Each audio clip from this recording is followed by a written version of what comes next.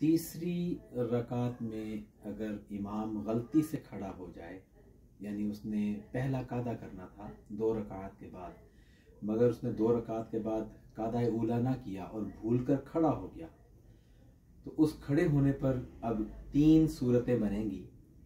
उसमें पहली सूरत तो ये है कि वो बैठने के करीब था तो किसी ने लुकमा दे दिया और वहीं से वो वापस हो गया, तो उस पर सजदा साहब भी नहीं है।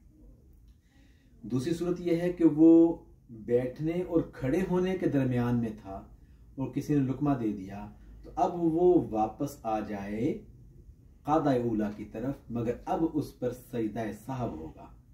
तीसरी सूरत यह है कि वो मुकम्मल कामिल खड़ा हो गया, उसके घुटने भी पूरे खुल गए और उसका ऊपर वाला जिस्म भी पूरा सीधा खड़ा हो गया, तो ये उसका पूरा क़याम हो गया चुके, तो अब उसके लिए वापस जाना जायज़ नहीं है।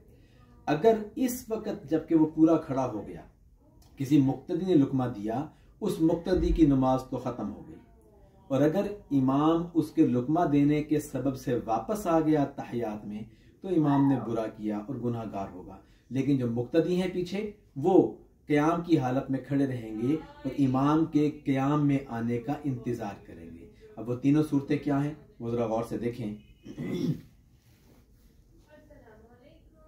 अल्लाहु अकबर, यहाँ तक पहुँचा था तो किसी ने लुकमा दे दिया, तो वो यहीं से वापस कादा में आ जाए, उस पर सजदा साहब नहीं है। अब दूसरी सूरत क्या है? अल्लाहु अकबर, अब ये बैठने और खड़े होने के करीब है, यहां तक अगर वो हुआ और किसी ने लुकमा दे दिया और यहां से वो वापस आ गया कादा ऊला की तरफ, अब उस पर सजदा साहब होगा, नमाज ठीक हो जाएगी। तीसरी सूरत क्या है?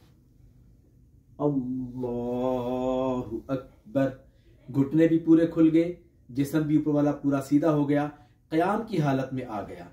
अब अगर इस हालत में कि जब वो क़याम मुकम्मल कर चुका था, घुटने खुल चुके थे, ऊपर का धड़ सीधा हो गया था, अब अगर किसी मुक्तदी ने लुकमा दिया, उस मुक्तदी की नमाज बातिल हो जाएगी। इमाम के लिए लाजिम है कि अब यहां से वापस कादा ऊला की तरफ ना जाए।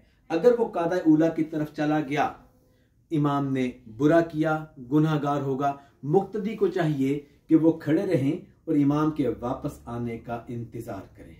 दुआ है अल्लाह रब्बुल इज़्ज़त हमें दीन की सही समझ और फहम अता फरमाए। आमीन।